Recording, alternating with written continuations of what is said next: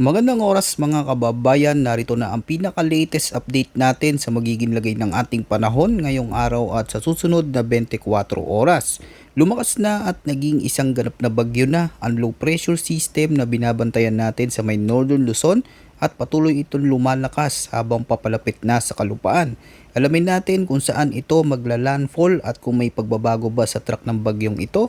Para naman lagi kang updated sa lagay ng ating panahon, i-click mo lang ang subscribe button. So ngayong umaga mga kababayan, ang sentro ng Tropical Depression Luis ay may tinatayan layo na 325 kilometers sa silangan ng Dait, Camarines Norte. Ang maximum sustained winds nito ay umaabot sa 55 kilometers per hour malapit sa sentro, may gustiness hanggang 65 kilometers per hour at ang central pressure ay nasa 1,004 hectopascals. Sa kasulukuyan, kumikilos ito pa westward sa bilis na 15 kilometers per hour. Mahalagang datos rin ang lawak ng strong winds mula sa sentro nito ay umaabot hanggang 200 kilometers kaya kahit hindi pa ito isang napakalakas na bagyo sa ngayon, ang ganitong lapad na sirkulasyon ay sapat para maging seryosong banta lalo na habang papalapit ito sa kalupaan ng bansa. Sa kasulukuyan mga kababayan, alamin natin ang mga lugar na may tropical cyclone wind signal number 1 na nakataas sa ilang bahagi ng Luzon. Kabilang dito ang Polillo Islands, northern portion ng Camarines Norte, gayon din sa may northern portion ng Catanduanes. Sa ilalim na signal number 1, ang wind threat ay strong winds na may warning lead time na 36 hours at ang inaasang lakas ng hangin dito ay nasa 39 hanggang 61 kilometers per hour. Ang ganitong lakas ng hangin ay may minimal hanggang minor threat sa buhay at ari-arian. Tandaan, hindi dapat ito maliitin lalo na sa mga komunidad na may magagaan na bubong, mga lugar na malapit sa dalisdis, mga bukas na bahagi ng kabundukan at sa mga lugar na direktang nakaharap sa direksyon ng hangin. Sa Camarines Norte at Isabela, mas dapat maging maingat ang mga kababayan natin dyan, no? Dahil ito ang mga lugar na mas malapit sa posibleng daanan ng sentro ni Luis sa mga susunod na araw.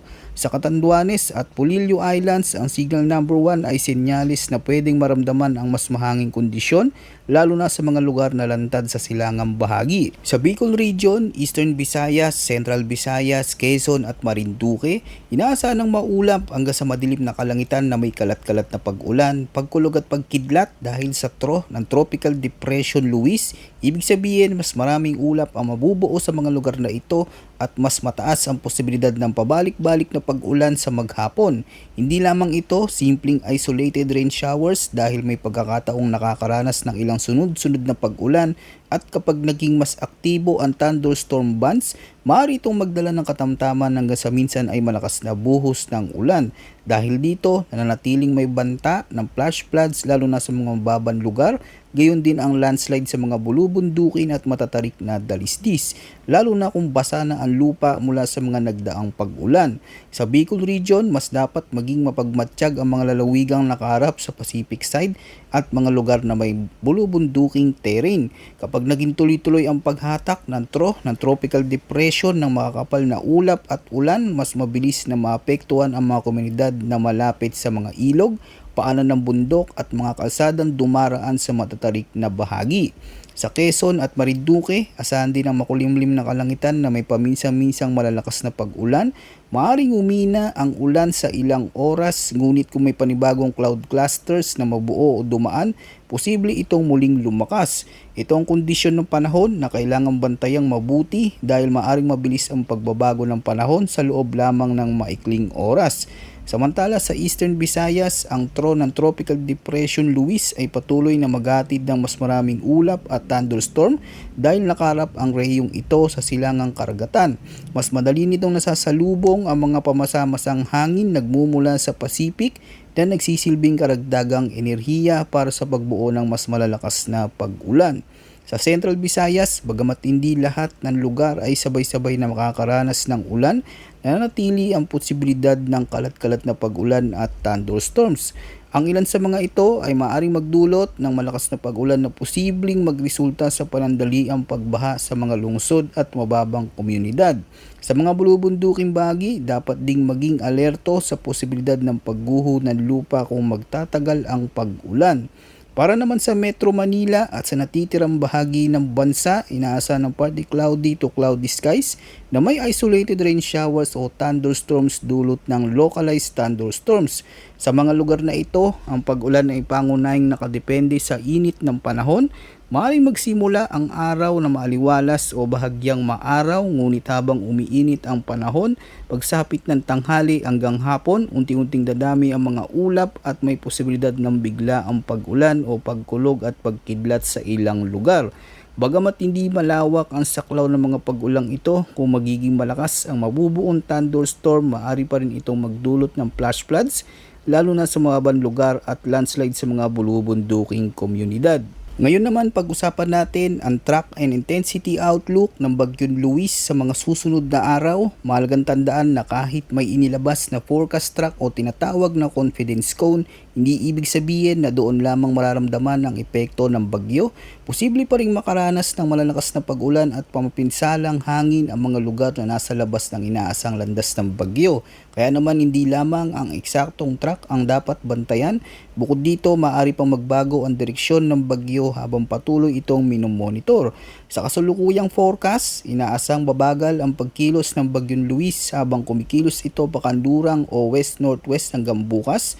Pagkatapos, inaasang liliko ito pahilagang silangan o east-northeast at magpapatuloy ang direksyon nito sa nalalabing bahagi ng forecast period. Kung ito ang mangyayaring track, mananatili ang sentro ng bagyo sa ibabaw ng Philippine Sea at hindi direktang tatawid sa kalupaan ng bansa. Gayunpaman, hindi pa rin sinasantabi ng mga weather model ang posibilidad na lumihis pa kanluran ang tatahaking direksyon nito. Kapag nangyayari ito, maaari pa rin magkaroon ng close approach o maging landfall sa bahagi ng Northern Luzon, kaya mahalagang patuloy na subaybayan natin ang bawat forecast update dito. Pagdating naman sa lakas ng bagyo, inaasang mananatili muna si Luis bilang isang tropical depression sa loob ng susunod na 24 oras. At pagsapit ng Lunes, August 3, inaasahan na lalakas na ito bilang isang tropical storm habang nasa karagatan sa silangan ng Central Luzon. Pero habang nagsisimula itong kumilos pahilagang silangan, inaasahan na unti-unti itong hihina dahil sa magiging hindi favorable na kondisyon sa kapaligiran. Batay sa kasalukuyang forecast, maaari itong humina bilang isang remnant low pagsapit ng Miyerkules, August 5. Kung sisilipin naman natin ang pinapakita ng trend ng iba't ibang international weather models, may posibilidad na magpatuloy pa ang paglakas ng bagyo sa mga susunod na oras at maaari pa itong umabot sa severe tropical storm habang nanatili sa karagatan. Gayunpaman, mahalagang tandaan na ang eksaktong lakas at tatahaking landas nito ay maaari pang magbago depende sa magiging kondisyon ng atmosfera.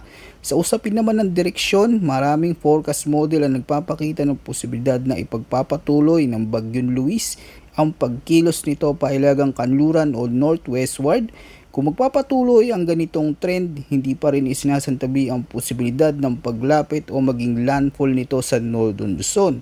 Kung sakaling lumihis, pakanluran ang galaw ng bagyo, ang mga unang posibleng makaranas ng malalakas na ulan at pabugso-bugsong hangin ay ang mga lalawigan sa Cagayan, kabilang ang Babuyan Islands, Batanes, Apayao at Ilocos Norte. Kasunod nito, maaari ring maranasan ang masamang panahon sa ilang bahagi ng Kalinga, Abra at iba pang karatig lalawigan sa Northern Luzon, depende sa magiging eksaktong lokasyon ng sentro ng bagyo at lawak ng rain bands nito.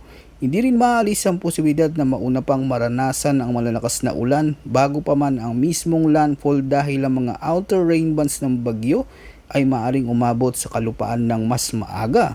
Habang papalapit ang sistema, inaasahan ding lalakas ang hangin at magiging mas maalon ang karagatan sa silangang baybayin ng Northern Luzon.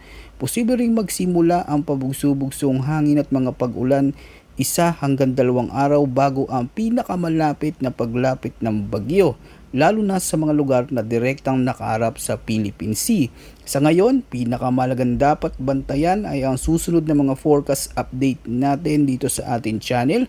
Dahil anumang paglihis sa direksyon ng bagyo ay maaring magbago sa mga lugar na unang makakaranas ng pinakamalalakas na ulan, hangin at iba pang panganib na dala ng Bagyong Luis. Yan muna ang ating update. Maraming salamat sa inyong suporta mga kababayan at huwag kalimutang mag-ingat.